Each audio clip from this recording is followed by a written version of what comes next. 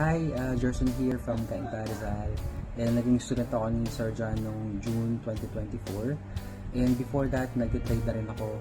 Bumibili na rin ako ng other courses. Pero unfortunately, nasusunugan ako ng accounts. Pero nung natutunan ko yung approach ni Sir John, mas naging disiplinado ako. Yun nga, actually ngayon, nag-try na ako ng challenge sa prof firm. And hoping na within a couple of months maging prop or maging funded trader na rin ako.